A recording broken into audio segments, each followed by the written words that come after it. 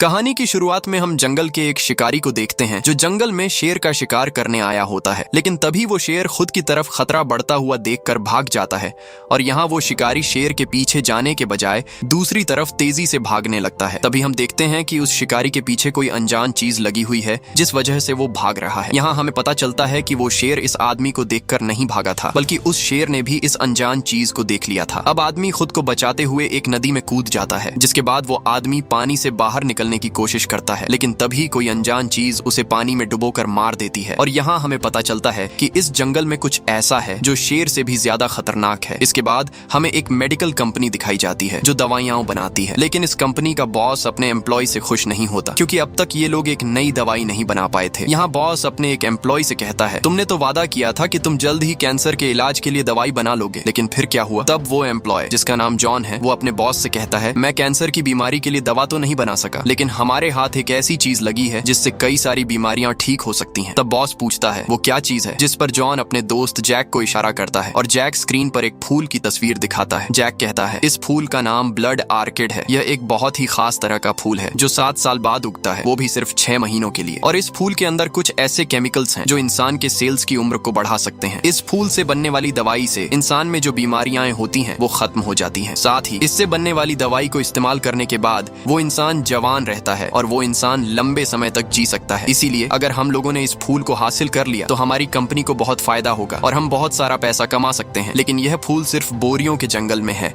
और अब यह फूल सिर्फ अगले 2 हफ्तों तक खिला रहेगा, जिसके बाद ये फूल मुरझा जाएगा। इसलिए अगर हमने इसे जल्दी हासिल नहीं किया तो हमें 7 साल तक दोबारा इस फूल के उगने का इंतजार करना होगा। ये सुनकर कंपनी का जो बॉस होता है वो अपने एम्प्लॉय से कहता है, तुम लोग जल्दी से बोरियों जाओ और इस फूल को किसी भी कीमत पर हासिल करो। जिसके बाद 6 लोगों की एक टीम इस फूल को लाने के लिए तैयार हो जाती है और ये लोग बोरियों पहुंच जाते हैं। लेकिन बोरियों के जंगल में जाने के लिए इन्हें नदी को पार करना होगा और इस समय तेज बारिश हो रही होती है, इसलिए कोई भी अपनी बोट को पानी में नहीं ले जाना चाहता क्योंकि आज मौसम बहुत खराब है। तभी यहाँ विल नाम का एक बोट का मालिक इन लोगों को नदी पार कराने के लिए तैयार हो जाता है। इसके लिए विल काफी मोटी रकम मांगता है। अब इन लोगों के पास ज्यादा टाइम नहीं था क्योंकि अब सिर्फ इनके पास उस फूल को हासिल करने के लिए 2 हफ्ते बचे थे। इसलिए ये लोग विल को मुंह मांगी रकम देने के लिए तैयार हो जाते हैं। जिसके बाद इन लोगों का सफर शुरू हो जाता है और ये सभी लोग बोट में बैठकर नदी से होते हुए जंगल में आगे की तरफ बढ़ने लगते हैं। कुछ दूर आगे जाने के बाद जैक एक मैप निकालकर विल को बताता है, हम लोगों को फूल हासिल करने के लिए इस जगह पर जाना है। यह देखकर विल परेशान हो जाता है और कहता है, जिस जगह तुम लोग जा रहे हो वो जगह बहुत ही खतरनाक है। साथ ही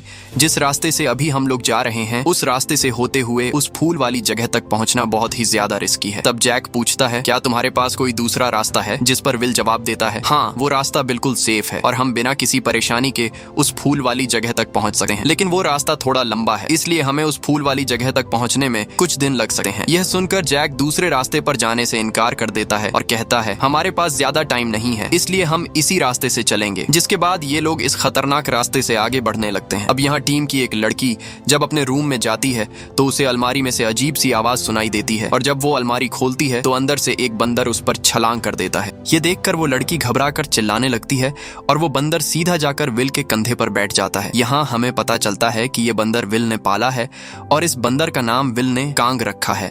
अब पूरा दिन सफर करने के बाद रात हो जाती है और ये लोग नदी में आगे बढ़ रहे होते हैं। तभी बंदर को ऊपर पेड़ पर एक आम दिखाई देता है, जिसे देखकर बंदर उसे खाने के लिए पकड़ लेता है। लेकिन इस दौरान बोट उससे आगे निकल जाती है और बंदर वहीं पेड़ पर रह जाता है। अब वो बंदर बोट तक पहुंचने के लिए जंगल के रास्ते से जाने लगता है, लेकिन तभी उसके पीछे कोई चीज पड़ जाती है, जिसे देखकर बंदर घबरा जाता है और खुद को बचाते हुए वो एक पेड़ पर चढ़ जाता है। वहीं अगली सुबह विल अपने बंदर को ढूंढ रहा होता है, लेकिन उसे बंदर कहीं पर भी नहीं मिलता। इसी दौरान टीम की एक लड़की सैटेलाइट फोन पर किसी से बात कर रही होती है, लेकिन सैटेलाइट फोन के सिग्नल ठीक से नहीं आ रहे होते। इसीलिए वो लड़की सिग्नल लाने के लिए बोट के किनारे पर आ जाती है और तभी जोर की लहर आने की वजह से बोट के किनारे का एक छोटा सा गेट खुल जाता है, जिससे वो लड़की नीचे पानी में गिर जाती है। अब यहाँ वो लड़की वापस बोट पर आने की कोशिश करती है और बाकी लोग भी एक स्टिक की मदद से इस लड़की को बोट पर खींचने लगते हैं। लेकिन तभी इस लड़की पर एक मगरमच्छ हमला कर देता है, जिसे देखकर विल बिना कुछ सोचे समझे पानी में कूद जाता है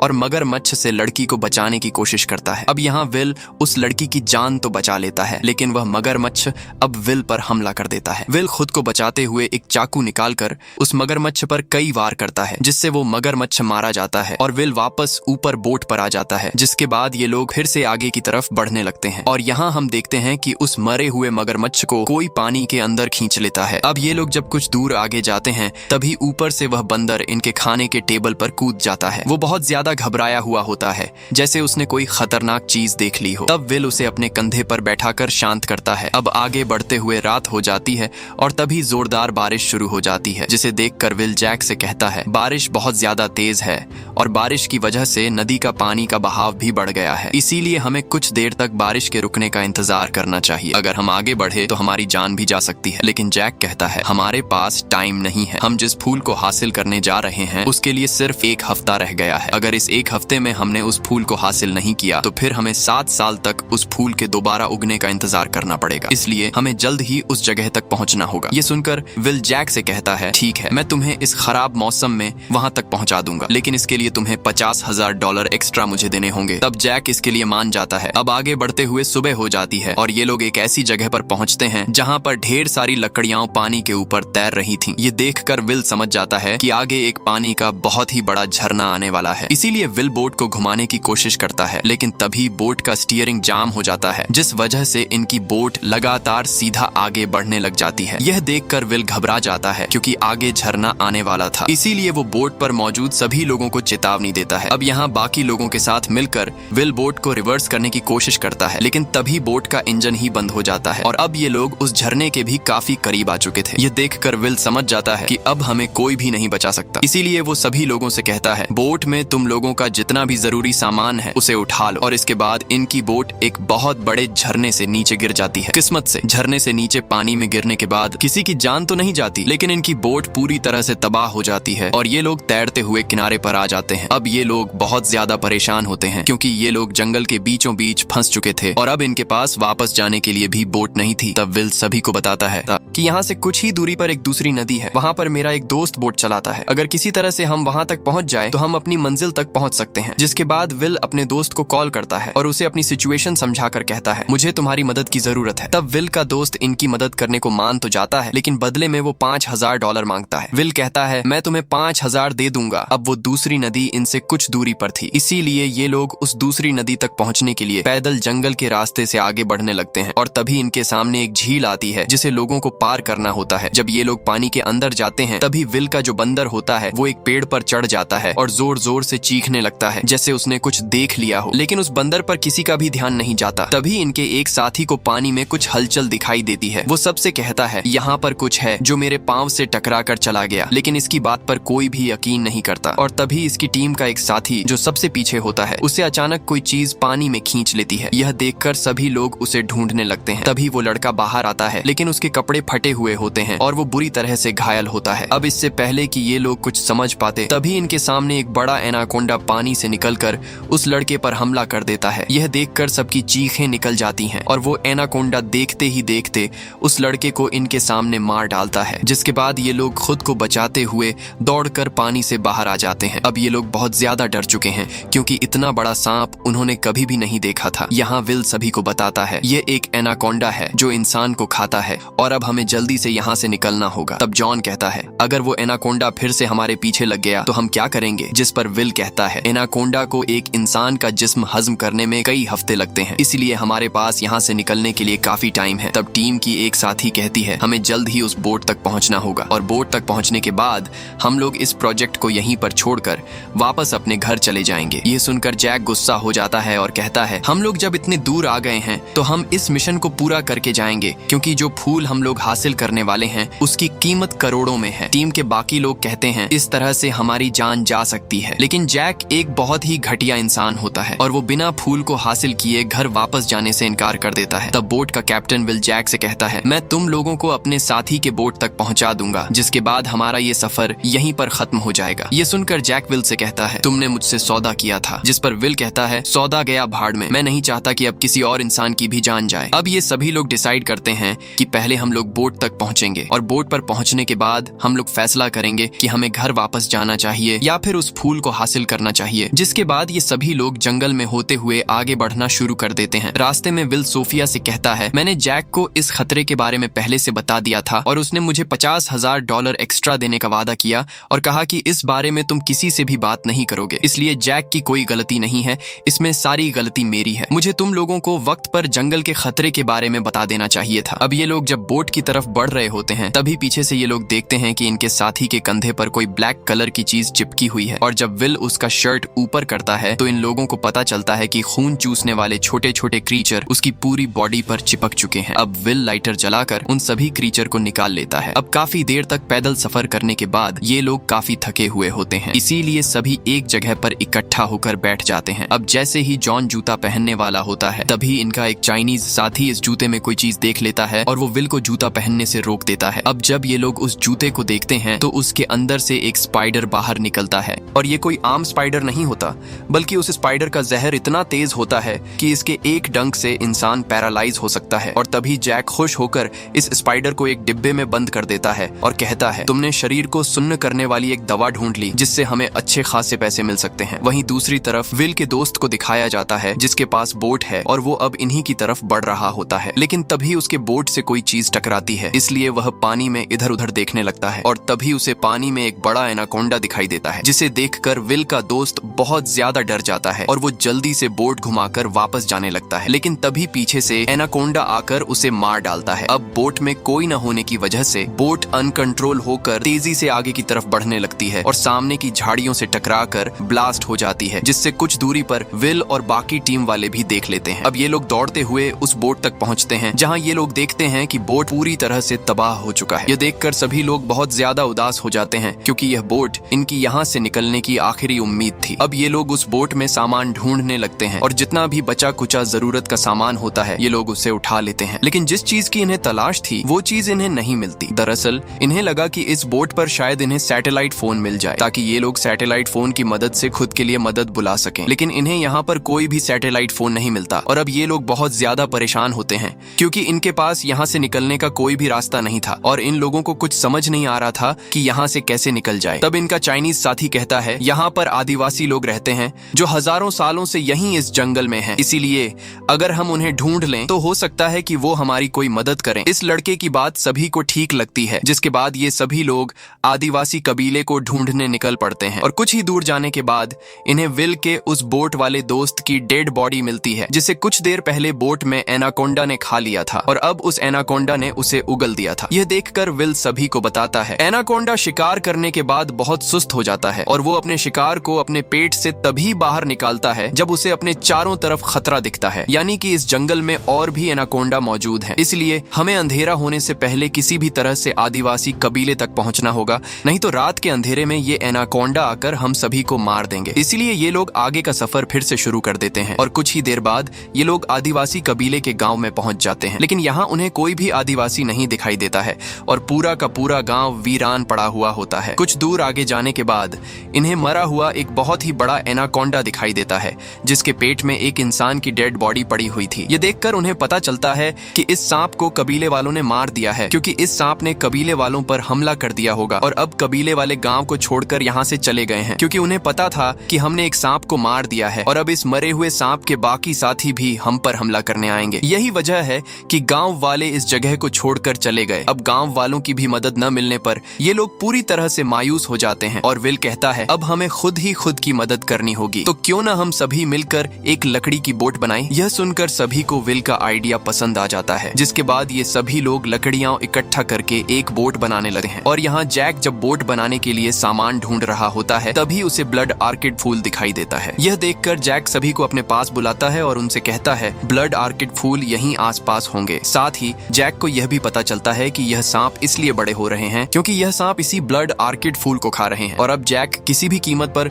ब्लड आर्किड फूल हासिल करना चाहता था। इसीलिए जैक बाकी लोगों से कहता है, हमें ब्लड आर्किड फूल ढूंढने चाहिए, लेकिन इसकी बात कोई भी मानने को तैयार नहीं होता और यह देखकर जैक को गुस्सा आ जाता है। वहीं विल ने कई सारी लकड़ियों को जोड़कर एक बोट तैयार कर ली होती है। बस अब इन लोगों को यहाँ से निकलने की देरी थी। यहाँ टीम का एक साथी जिसका नाम जॉन है, उसका पैर बुरी तरह से सूज गया होता है जिस वजह से उसे तकलीफ हो रही होती है। अब जॉन अपने पैर पर कुछ लगाने के लिए जैक का बैग खोलकर देखता है। उसे लगा कि शायद जैक के बैग में कोई मरहम पट्टी मुझे मिल जाए, लेकिन जब वो जैक का बैग खोलता है तो उसे जैक के बैग में एक पिस्टल और एक सैटेलाइट फोन दिखाई देता है। दरअसल ये पिस्टल और सैटेलाइट फोन विल के उस दोस्त का था जो नाव से इन्हें लेने के लिए आ रहा था, लेकिन बीच रास्ते में एनाकोंडा ने खा लिया और उसकी बोट झाड़ियों से टकराकर ब्लास्ट हो हो गई। और जब ये लोग ब्लास्ट हुई बोट में जरूरत का सामान ढूंढ रहे थे, तभी जैक को ये पिस्टल और यह सैटेलाइट फोन मिला। लेकिन जैक ने सैटेलाइट फोन के बारे में किसी को भी नहीं बताया, क्योंकि जैक यहाँ पर मदद नहीं बुलाना चाहता था, और अगर मदद यहाँ पर आ जाती तो रेस्क्यू टीम इन्हें यहाँ से ले जाती, और जिस ब्लड आर्किड फूल के लिए ये लोग यहाँ आए थे वो फूल इनसे यहीं पर रह जाता। ये देखकर जॉन को जैक पर काफी गुस्सा आ जाता है, और तभी वहां पर जैक आ जाता है। तब जॉन उससे पूछता है, जब तुम्हारे पास फोन था और हम किसी को मदद के लिए यहाँ पर बुला सकते थे, तब तुमने हमें इस फोन के बारे में क्यों नहीं बताया? ये सुनकर जैक कहता है, अगर यहाँ पर मदद आ जाती तो हम लोग बिना फूल को हासिल किए यहाँ से चले जाते, इसलिए मैंने तुम लोगों से सैटेलाइट फोन छुपाया। ये सुनकर जॉन को और भी गुस्सा आ जाता है और कहता है, फूल से ज्यादा कीमती हमारी जान है, अब मैं यहाँ सभी लोगों को तुम्हारी इस हरकत के बारे में बताऊंगा। ये कहकर जॉन उसी सैटेलाइट फोन से पुलिस को कॉल करके यहाँ मदद के लिए बुलाने लगता है। लेकिन इससे पहले कि जॉन की पुलिस से बात हो पाती, तब जैक डिब्बे में बंद उस जहरीले स्पाइडर को जॉन के हाथ पर फेंक देता है, और वह स्पाइडर जॉन को काट लेता है, जिसके काटने से जॉन बुरी तरह से तड़पने लगता है। और अब जैक उस स्पाइडर को वापस डिब्बे में बंद करके वहां से जाने लगता है और सीधा पहुंचता है टीम वालों के पास, जहां टीम के सभी लोग यहां से जाने को तैयार होते हैं। लेकिन ये लोग देखते हैं कि जॉन अभी तक क्यों नहीं आया, इसलिए सोफिया जॉन को देखने जाती है। और जब सोफिया जॉन के पास आती है तो वह देखती है कि जॉन कुछ भी नहीं बोल रहा और जॉन पूरी तरह से पैरालाइज हो गया है। साथ ही सोफिया को जॉन के हाथ पर स्पाइडर के काटने का निशान भी दिखाई देता है। यह देखकर सोफिया समझ जाती है कि यह सारा काम जैक का है, इसलिए वह सीधा जैक के पास आती है और उसे कहती है, आखिरी बार जॉन के साथ तुम थे, इसलिए जॉन के साथ तुमने क्या किया है? वह कुछ भी बोल नहीं रहा। वहीं दूसरी तरफ हम देखते हैं कि जॉन के पास अब एक बड़ा एनाकोंडा आ चुका है और वह जॉन पर हमला कर देता है, जिससे जॉन जोर से चिल्लाने लगता है और बाहर मौजूद लोग जॉन की आवाज सुन लेते हैं और समझ जाते हैं कि जॉन खतरे में है। इसीलिए सभी लोग दौड़कर जॉन के पास आते हैं और वहां पहुंचकर ये देखते हैं कि जॉन को एनाकोंडा सांप ने जिंदा निगल लिया है। ये देखकर सभी लोग बहुत ज्यादा उदास हो जाते हैं, और जब ये लोग वापस नदी के पास आते हैं तो देखते हैं कि इन्होंने जो बोट बनाई थी उसे जैक अकेले चुरा कर ले गया है। ये देखकर सभी लोग बहुत ज्यादा मायूस हो जाते हैं, क्योंकि अब ये लोग फिर से यहाँ फंस चुके हैं और अब यहाँ एनाकोंडा भी आसपास घूम रहा था। लेकिन ये लोग हिम्मत नहीं हारते और ये लोग प्लान बनाते हैं कि हम लोग जैक से अपनी बोट वापस चुरा लेंगे, क्योंकि जैक अभी ब्लड आर्किड फूल वाली जगह पर जा रहा होगा, और जब जैक नदी में बोट खड़ी करके फूलों को तोड़ने जाएगा तब हम चुपके से उससे बोट चुरा लेंगे। जिसके बाद ये लोग काले अंधेरे में जंगल के रास्ते से होते हुए आगे बढ़ने लगते हैं, और तभी इनका चाइनीज साथी नदी के पानी में गिर जाता है, जहां एक बड़ा एनाकोंडा आकर उसे खा लेता है और अब वह सांप इनके पीछे लग जाता है। जिसके बाद ये लोग तेजी से भागते हुए एक बड़ी सी गुफा में घुस जाते हैं, जहां अंदर बहुत ज्यादा अंधेरा होता है, और तभी उन्हें एक जगह पर रोशनी दिखाई देती है जहां से बाहर निकला जा सकता था। जिसके बाद ये लोग एक एक करके वहां से बाहर निकल आते हैं। लेकिन जैसे ही इनका आखिरी साथी उस सुरंग से बाहर निकल रहा होता है, तब वह उस सुरंग में फंस जाता है। अब जैसे ही सभी लोग मिलकर उसे बाहर निकालते हैं, तभी वह एनाकोंडा अपना सिर बाहर निकालकर उसे खाने की कोशिश करता है। लेकिन यहाँ सोफिया एक तलवार से उस एनाकोंडा का सिर काटकर उसे मार देती है और अपने साथी की जान बचा लेती है। लेकिन तभी पीछे से एक दूसरा एनाकोंडा आता है और इनके उसी साथी को उठाकर ले जाता है जिसे अभी इन्होंने बचाया था। अब यहाँ विल उस एनाकोंडा का पीछा करने लगता है, और जैसे ही वह एनाकोंडा एक पेड़ पर चढ़कर इनके साथी को खाने वाला होता है, तभी नीचे से विल उस एनाकोंडा के सिर पर एक चाकू दे मारता है, जिससे वह एनाकोंडा मारा जाता है और वह एनाकोंडा इनके साथी को छोड़ देता है। वहीं दूसरी तरफ जैक को दिखाया जाता है, जो ब्लड आर्किड फूल वाली जगह तक पहुंच जाता है, जहां उसके सामने ढेर सारे ब्लड आर्किड फूल थे, और इन फूलों को देखकर जैक काफी खुश हो जाता है, क्योंकि वो इन फूलों से मालामाल होने वाला था। वहीं बाकी टीम वाले जैक का पीछा करते हुए जैक तक पहुंच जाते हैं, और ये सभी लोग चुपके से जैक पर नजर रख रहे होते हैं। और जैसे ही जैक फूल काटने के लिए जाता है, तब मौके का फायदा उठाते हुए ये लोग जल्दी से उस जगह पर जाते हैं जहां जैक ने बोट खड़ी की थी। पर इससे पहले कि ये सब लोग बोट लेकर वहां से निकलते, जैक इनकी आवाज सुन लेता है, और तभी जैक यहाँ पहुंचकर सभी लोगों को गन पॉइंट पर ले लेता है। अब सभी के दिल में अपना खौफ पैदा करने के लिए जैक विल के कंधे पर शूट करता है, जिससे विल बुरी तरह से घायल हो जाता है, और ये देखकर बाकी लोग काफी डर जाते हैं। अब जैक इन लोगों के डर का फायदा उठाते हुए सोफिया को एक बैग देता है और उस पर बंदूक तान कर उसे कहता है, तुम्हें ब्लड आर्किड फूल लाने होंगे, अगर तुमने इनकार किया तो मैं तुम्हें मार दूंगा। अब न चाहते हुए भी सोफिया फूल लाने के लिए तैयार हो जाती है और वो बैग लेकर उन फूलों की तरफ आगे बढ़ने लगती है। लेकिन उन फूलों को हासिल करने के लिए सोफिया को एक गिरे हुए पेड़ के ऊपर से जाना पड़ता है, और जब वह नीचे गड्ढे में देखती है तो नीचे 2 मेल और फीमेल एनाकोंडा होते हैं जो मेटिंग कर रहे होते हैं। यह देखकर सोफिया बहुत ज्यादा घबरा जाती है, लेकिन दिल पर पत्थर रखकर आगे बढ़ते हुए उन फूलों तक पहुंच जाती है। जिसके बाद वह जल्दी से फूलों को तोड़कर बैग में भरने लगती है, और जब वह बैग को फूलों से भरकर वापस आ रही होती है, तब वह जैक से कहती है, तुम्हें बंदूक नीचे फेंकनी होगी, नहीं तो मैं ये फूलों से भरा हुआ बैग नीचे गिरा दूंगी। यह सुनकर जैक गुस्सा हो जाता है और वह उसकी दोस्त की तरफ गोली चलाकर कहता है, अगर तुमने ये बैग मेरी तरफ नहीं फेंका तो मैं तुम्हारी दोस्त को मार दूंगा। अब सोफिया को मजबूरी में वह बैग उसकी तरफ फेंकना पड़ता है और जैसे ही जैक उस बैग को उठाता है तभी पीछे से विल उस पर हमला कर देता है, जिस वजह से जैक के हाथ से वो बैग छूटकर दूर जाकर गिरता है और उस बैग में जो स्पाइडर होता है वो बैग से बाहर निकल आता है। अब जैसे ही जैक दोबारा से बैग को उठाकर अपने कंधे पर टांगता है तभी वह स्पाइडर जैक को काट लेता है, जिस वजह से जैक की बॉडी पैरालाइज हो जाती है और जैक फूलों से भरे हुए बैग के साथ नीचे गड्ढे में गिर जाता है जहाँ पर दो बड़े बड़े एनाकोंडा होते हैं। अब यहाँ सोफिया अपने दोस्तों की तरफ जाने की कोशिश कर रही होती है लेकिन तभी वह भी नीचे पानी में गिर जाती है। किस्मत से इस वक्त उन दो एनाकोंडा का ध्यान जैक की तरफ होता है, इसलिए एक एनाकोंडा जैक को पकड़कर मार डालता है और मौके का फायदा उठाते हुए सोफिया जल्दी से ऊपर अपने दोस्तों के पास आ जाती है। लेकिन तभी एक एनाकोंडा इन्हें देख लेता है और वह इनके पीछे आने लगता है। अब यहाँ इनकी एक साथी समझदारी से काम लेते हुए एक ओनेल का कैन उठाती है और चिल्लाकर उस एनाकोंडा को खुद की तरफ अट्रैक्ट करती है, जिसके बाद वह एनाकोंडा उस लड़की पर हमला करके उसके हाथ में पकड़े हुए ओनेल के कैन को मुंह में ले लेता है। अब यहाँ मौके का फायदा उठाते हुए विल जल्दी से उस एनाकोंडा के मुंह पर गोली चलाने की कोशिश करता है ताकि उसके मुंह में रखा हुआ कैन ब्लास्ट हो सके, लेकिन उसकी गन में गोलियां खत्म हो चुकी होती हैं और तभी इनका दूसरा साथी एक फ्लेयर गन से सीधा एनाकोंडा के मुंह पर फायर करता है, जिससे उसके मुंह में आग लग जाती है और वह वापस अपने उसी गड्ढे में गिर जाता है जहां पर एक दूसरा एनाकोंडा है और तभी एनाकोंडा के मुंह में जो ओनेल का कैन होता है वह ब्लास्ट हो जाता है। ब्लास्ट की वजह से चारों तरफ की मिट्टी गड्ढे में गिरना शुरू हो जाती है, जिसमें बड़े बड़े पत्थर भी गिरने लगते हैं और साथ ही ब्लड आर्किड फूल भी गड्ढे में गिर जाते हैं। यहाँ एक एनाकोंडा बाहर निकलने की कोशिश करता है लेकिन तभी ऊपर से एक बड़ा पत्थर आकर उस एनाकोंडा पर गिरता है और यहाँ ब्लड आर्किड फूल के साथ साथ दोनों एनाकोंडा भी जमीन के नीचे हमेशा के लिए दफन हो जाते हैं और इस तरह से इन दोनों एनाकोंडा का खात्मा हो जाता है। मूवी के आखिर में हमें दिखाया जाता है कि विल, सोफिया और इनके दो साथी एक बोट में बैठकर जंगल से बाहर आ चुके हैं। साथ ही विल का बंदर भी इनके साथ होता है और यहाँ सोफिया विल के जख्म पर मरहम पट्टी कर रही होती है और इन दोनों को देखते हुए हमें पता चलता है कि ये दोनों एक दूसरे को पसंद करने लगे हैं। इसी के साथ ये कहानी खत्म हो जाती है। अगर आपको ये वीडियो अच्छी लगी हो तो हमारे चैनल को सब्सक्राइब और वीडियो को लाइक जरूर कीजिएगा।